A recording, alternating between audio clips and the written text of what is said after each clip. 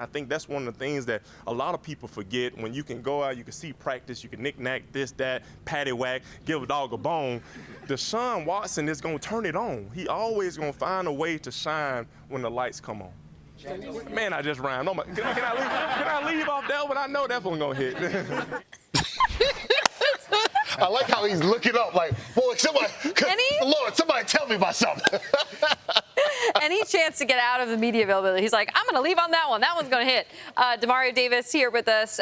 Favorite teammate he's ever had is that guy right there, Jameis Winston. Do you think Jameis walked into that as like, I'm going to, quote, knick-knack, paddywhack? You know what? Jameis is one of those rare individuals, when he opens his mouth, it has the potential to go viral.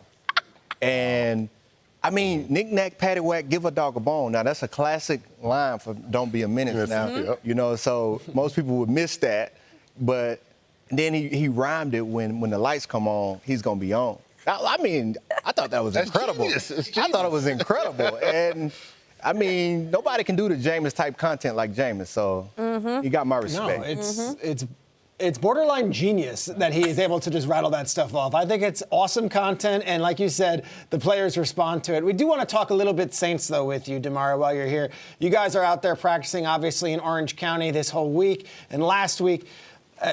Last year, you guys finished off the season 4-1 in those last 5 final games. Dennis Allen retains the job. Derek Carr's back at quarterback.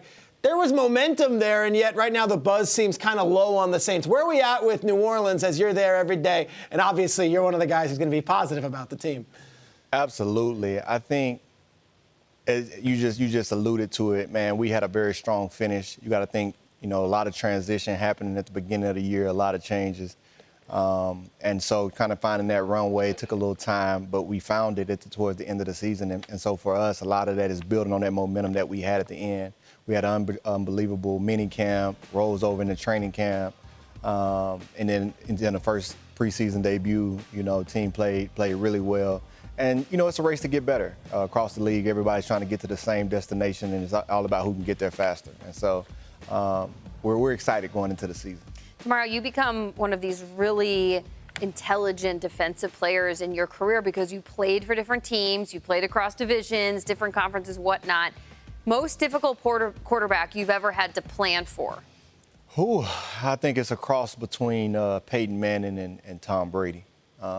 Sure. Prepping for I would say for Peyton Manning is harder as far as like studying film, just because he was so unbelievable at how he would check plays at the line of scrimmage. So when you're going against somebody like that, you're trying to watch the film to get a beat on what he's doing and why he's doing it. And it was just really hard to study for. I had to recruit help. I had to go to Ed Reed and ask him questions about how he studied them. And that helped a lot. And then Tom Brady, you can have an understanding of what he's going to do or try to do in the game, but it's the defending it once you get in the game that's hard. Now, when you rely on an Ed Reed for something like that, what is he actually helping you do? Is he just combing through film? Is he sending you things like, hey, this is a commonality that other guys might not see, but I want to make sure you take note of it? Yeah, well, I mean, Ed was so observant, in how he watched film. So he would watch the offensive line, he would look at formation, but then he really studied the quarterback. He knew, based on when he pump fake, this is what he does after the pump fake. He know based on his drop, if he looking one way, he's coming back the other way. So he really taught me how to study the mechanisms of the quarterback to get a bead on that person, that individual. And I think when you're just looking at the formation and looking at the plays, you can only see so much. But if you're watching the quarterback from the time he snaps the ball to the time he finishes the play, you learn a lot more about the person and the personality of that guy. Because that's what he's going to lean on in the game when he's under fire. Yeah, and Peyton Manning was the master of the recheck of the recheck of the recheck. Omaha. He'll check you in and out of stuff, and that was so difficult. But, talking about quarterback, who's your favorite quarterback to sack? What O-line did you feel I own this line, I knew how to get to the quarterback? I don't know if I've had a favorite quarterback to sack. One that made you most proud of at the end of the day, I got that guy. You know what? I just say I have, out of all my game balls I have, there's one turnover that I have in my house in Nashville. It's an interception on Tom Brady. Yeah. I mean, you intercept the GOAT, you got to, or one of the GOATs, you got to keep that forever. Yeah. And so I do a lot of regifting, and so like a lot of the things that my memorabilia and stuff, I donate to charity or use as gifts and different things like Not that. that to one. different. Oh, that would never. No, not that. Oh, Now, never. you know what would be gangsta, got- though? If you get Tom Brady to sign it. You know what? That'd be you know gangsta. what? Hey, you said my game ball. Tom is such a great guy and such a great leader and a really good friend that he would do it if I have the ball. And so maybe one day I'll get that signature. Sure. Tom, find me. Figure that out. All right, well, let's talk about an old friend.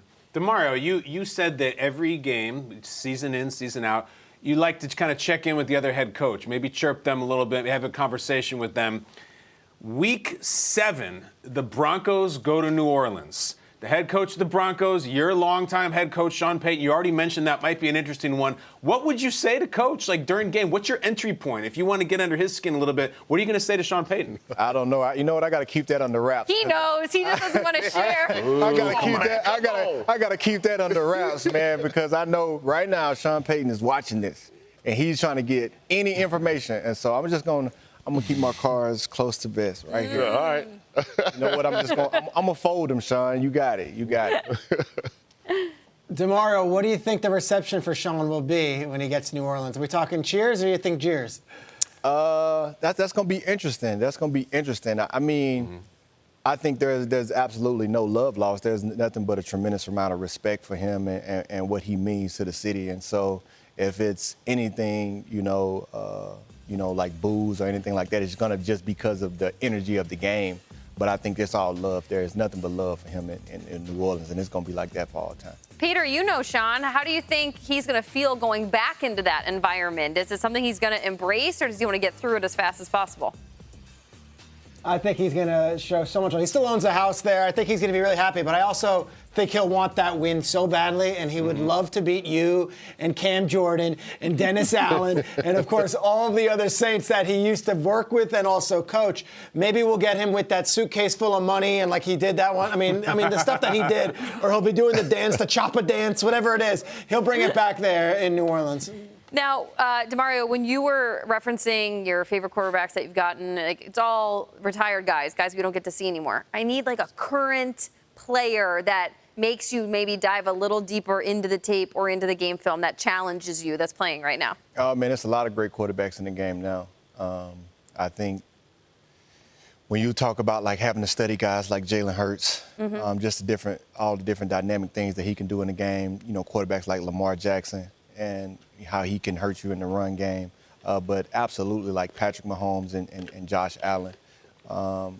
Those type of guys, I mean, they make so many game-changing plays, and that's what's hard, is because you can study so much on film of what they're going to do, but these are guys who come alive after the play breaks down. Yeah. You can't study that. That's just instincts. And it's so, and the game is just being flooded with guys like that now. Yep. And, it makes for exciting Sundays, that's for sure. Playmakers. Yeah, playmakers. So that's why they need you to chase them down.